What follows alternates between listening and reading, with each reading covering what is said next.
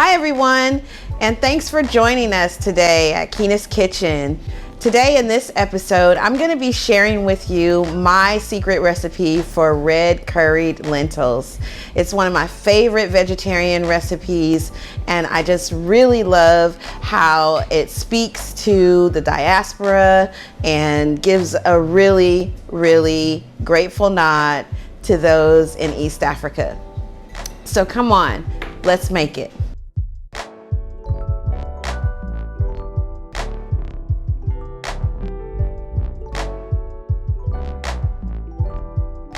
So first things first, there's Thai curry, there's Indian curry, there's Caribbean curry, there's African curries. Curry is a really beloved spiced sauce that is put together with meats and stews and beans and rice. Today, I'm gonna be making a version out of East Africa, taking a little bit of Berber and harissa, often used in Ethiopian and Eritrean cuisine.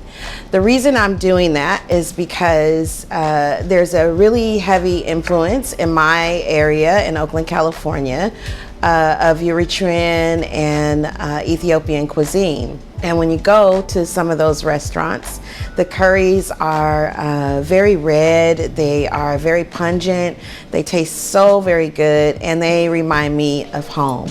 And so that influence, I'm just giving a nod to one part of the diaspora and saying, I love this food, I really appreciate it, and I'm gonna do a little version for you today. First, we're gonna add a little bit of oil to our pan.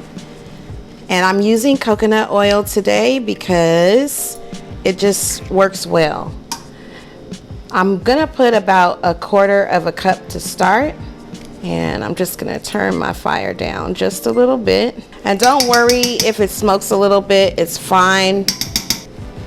All right, so I'm also gonna add to this oil a little bit of curry paste that we made in-house. This is a red curry paste. It's a whole bunch of chilies. It is spiced, like I said, with a little Berber and some harissa powder, harissa chili powder. There's cumin, there's coriander, just like most bases in curry. It has some very familiar spices, and we're going to add that directly to our oil to get these spices opened up. All right, so a part of curry is really being able to cook the spices before you add other ingredients, and you need to do that in order for the spices to really open up, become fragrant, and do their magic. I failed to mention that oftentimes Ethiopian curry has tomato paste in here, and today we've added a little bit of tomato paste, a low sodium tomato paste. I'm gonna now add some of my aromatics. I have some onion, some serrano chili, a little jalapeno because that's what's readily available in my market, but heavy on the serrano, a little bit of shallot, and I'm just gonna open those up now. And you wanna be careful not to go too far and burn your paste. It gets a little bit dry, but as you add more aromatics, you'll find that it really does sort of work through with the coconut oil. And we're just gonna let those sort of get soft a little bit and give their fragrance and flavor. And we're just gonna build on this. All right, so I have a little bit of onion and I wanna add that. Again, just building. All right, and now I want to add a little bit of ginger, and I'll add my garlic just after that. So I'm using today a fairly young ginger. The older ginger gets, the more spicy it can become. It can also become a little bit bitter. It gets more fibrous and leathery. So I really enjoy using ginger that is a little bit younger because it has a more fresh flavor profile, more fresh taste to it. If you can find it, get the younger version. And I just want to kind of let that mellow and cook through just a little bit. I want everything to get very soft. And so now I'm going to add my garlic, and I'm adding the garlic last because I don't want the garlic to burn. Once garlic burns, it gets really bitter and that taste will permeate throughout your dish, so you don't want that to happen. I'm only adding a touch of it, just a little bit, not too heavy on the garlic, because remember in Ethiopian cuisine, it has sort of like this mild background to it, that is easy. And I think the omission of garlic, or at least reducing the amount of garlic you use in dishes, can add to that mellowness that you taste when you're eating their cuisine. Let that simmer. I'm watching out for the garlic. I don't want it to burn. And then I'm gonna add to this a tomato that I've just kind of like smashed and got all juicy, and it's just like a crushed tomato. I've peeled it as well, so there's no skin on this, and it will give it a great flavor. It'll also deglaze my pan and get all those brown little bits that are developing off the bottom of the pan and into the sauce. It smells really good. All right, and I smell that harissa. There's something about harissa chilies that are just very sweet, even in the fragrance of them. And so I love using those. All right, so we're getting down to adding our vegetables and our herbs. Our herbs will kind of go in last. And instead of adding the liquid first, what I like to do is add the harder vegetables that take a little bit more time to cook. And I'm gonna do that. This is a little bit of carrot and sweet potato. And I'm adding sweet potato because why? When you're doing a dish, you want something that is also culturally familiar to you, right? You want something that feels like home to you. So in making this my own, I'm adding a little sweet potato, a little carrot, just to give a little bit more to that sweetness in the background. So now that I've gotten my sweet potato in, I can sort of turn my heat up just a little bit higher. I've added more ingredients now. The pan has kind of come down in temperature. The more ingredients you add, the temperature comes down. So I'm just increasing that heat to keep it cooking, keep it going. All right, so I'm also gonna add just a little bit of fennel. This is another one of my additions. I like it because it has like a licoricey sort of background, and once it cooks through, it gives a really nice texture, similar to how onions would be, but even sweeter. And I just really enjoy the sweet mixed with the heat. It tempers it for me and it balances it well, so you don't have to have so much heat up front. You can enjoy the heat because you have that sweet going on in the background. So while our base is this East African curry, we're adding some non-traditional ingredients that are just familiar to me, readily available in California, things that I can get relatively easily and for super duper cheap. Okay, so now we're going to talk about our beans. These are an orange lentil. I'm using a really small lentils. These come in a little bit larger of a size. You'll see in the store you'll have the option between a sort of larger medallion that's a little bigger than this. This is literally like the size of a pinpoint, and they're really, really tiny. They cook relatively quickly, and more so if you soak them. So I've soaked these in water for about 2.5 hours. That will add to them cooking a little bit more quickly. I'm gonna add these to my pot, and then I have herbs and vegetables that are very, very soft and don't take long to cook at all that we'll add a little bit later. So I'm adding, this is 2 cups of lentils that have been soaked. You can see that they cook up to almost 3 cups after you soak them. And they're really good absorbers of liquid. They take on flavors extremely well, and they're very popular in East African restaurants. Okay, so I'm just gonna let that go for just a little bit and come back up to temperature, because we lost some of our heat. Again, we added something that was a little bit cold. It takes time for the pot to return to the temperature it was before you put those in. Why would a Californian chef, Black American chef, want to introduce you to a curry or East African cuisine? And for me, it's because in our kitchen, we really love to celebrate the African diaspora. And that means Africa across the world. Wherever there are Black people, wherever there are African people, people of African descent, we celebrate that. We love the food and the culture, and we also see the similarities that we share in those cultures across the globe. And so this is me saying thank you to those cultures who give us so much and are sometimes undervalued and unappreciated and unseen.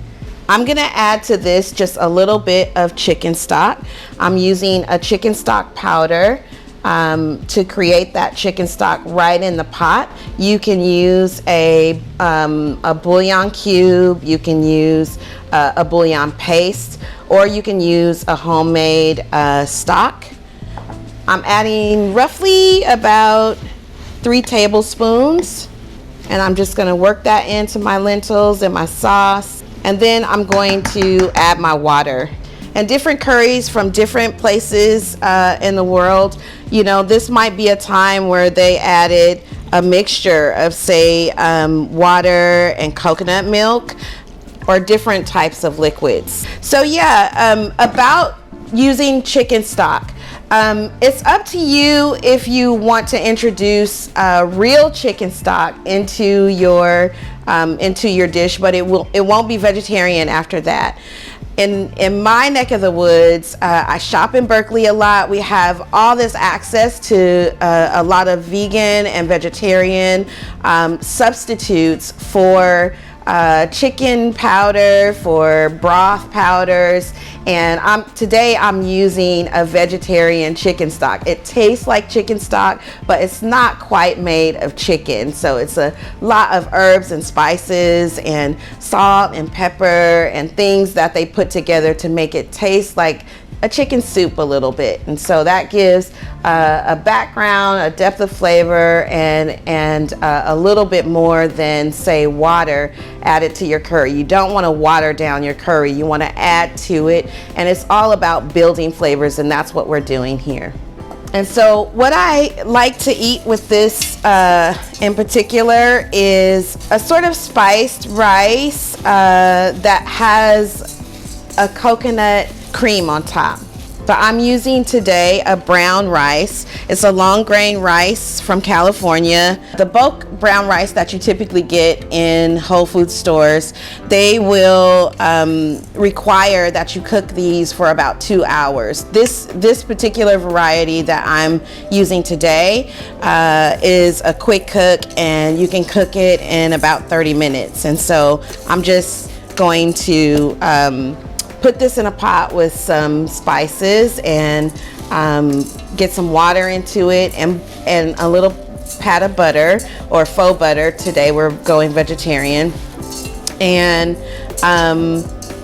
I'll let that simmer, I'll let it bloom, and then after that we will add on top of it our richness, right? Some coconut cream, a little bit of cilantro, some really nice herbs, and I know you're gonna really love it. So let's take our rice back to our pot here. I wanna be able to cook this over fire because it really does yield to the rice blooming in a particular way. I want this rice to steam a little bit better, and so I'm going to cook it over direct fire right here and back. So join me and come see us do that. This rice is going to take about 20 minutes to cook. I'm adding a little bit of vegetarian or vegan butter to this. This is a like sunflower oil based butter. Tastes like butter, but not quite, a little less fattening. And we're adding that to our pot. It's sizzling. And I'm also going to add a little bit of clove and cumin seeds. I also have just a tiny bit of star anise. I like the rice to be perfumed and have a little spice flavor to it. You'll see that often in various cultures around the world. So this is how I like mine, and we're doing it that way. So I'm just toasting these spices the same way that we toasted the curry in the pan. You want the spices to open up. You want them to give off their flavor. Oftentimes dry spices like this will not do that on their own. You have to coax them into giving up their aroma. And so that's what I'm doing here in this butter. I'm gonna go ahead and add my rice. This is about 2 cups of rice. And then I'm just gonna coat it with that butter, work the spices through. You'll start to smell a really nutty smell. That's the rice kind of getting toasted just a little bit. You don't want to take that too far before you add your water. So 2 cups of rice, that means 4 cups of water, right? 1 part rice, 2 parts water is the ratio for just about any rice. And because I like my rice sort of, I won't say al dente, but a tiny bit undercooked, I'm just gonna short the water by about 1/4 of that last cup, all right? You don't wanna stir rice too much once you've added the water, so I'm just shaking it, making sure it's not sticking on the bottom of the pan, making sure all the kernels are submerged in the water. We're gonna bring it up to a boil. I'm just increasing my heat just a little bit for that to happen. There we go. And then I'm gonna cover it. Once it comes up to the boil, my lid will tell me it'll probably prattle a little bit. I'll reduce it down to a very low simmer, and we'll let it go for 20 minutes, and I'll bring you back for the plating. All right? So we just wanna pile the rice on nice and high, get it all layered here in the dish. You can see your anise stars and your spices here. And then what I like to do is add just a little bit of coconut cream. It's one of my favorite things to put over the rice, and I just sort of just spoon it on and let it drop down into the rice really nicely. There's never any of this left whenever I make it at home, so everybody really loves it. All right, there we go. I also like to add just a little bit of herbs. Today I'm using cilantro to sort of complement that coriander that will taste in the beans, as well as a little bit of the coriander seed, the cumin seed that we put in to spice the rice. So just a little green on top, a little scallion, which I love. So you have that nice coconut, all the spices, the fresh green herbs, and then a little bit of toasted coconut. This is sweetened coconut that we just toasted up, just to accent and give you just that tiny touch of sweet with that coconut cream. All right, and there we have our coconutty rice. We'll serve that with our now done lentils. They're so creamy. The sweet potatoes and the carrots are like really cooked through and tender. The beans have created sort of their own creamy sauce in here. The curry is so nice. It smells wonderful. I'm gonna add just a little freshness to this as well. I'm using a late summer, early fall yellow zucchini. And that's just a seasonal vegetable that I add for texture. The heat will sort of wilt that zucchini a little bit and just give you a little bit more texture and veg in this nice vegetarian dish. All right, so I'm ready to plate this up. And we'll just ladle this into our serving bowl. You feeding a big family, this is so great to have. Vegetables, vitamins, packed in a wonderful spicy sauce. Can't go wrong. If you're making this for just a couple of folks, you get to eat for a few days for just a few dollars. And that's what I really love about it. I'm gonna sprinkle just a tiny bit of pepper just to finish it off. So there we have it, our red curry lentils and coconutty rice. I hope you make it and enjoy it.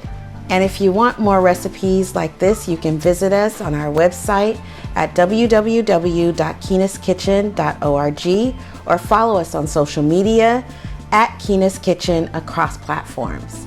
See you next time.